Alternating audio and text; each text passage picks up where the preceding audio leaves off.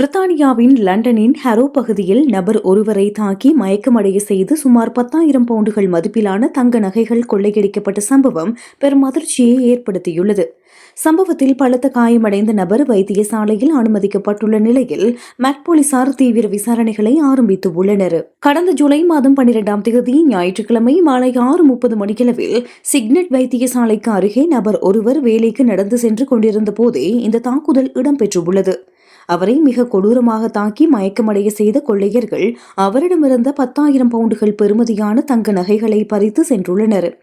காயமடைந்த நபர் உடனடியாக நோர்த்விக் பார்க் வைத்தியசாலையின் அவசர சிகிச்சை பிரிவில் அனுமதிக்கப்பட்டார்.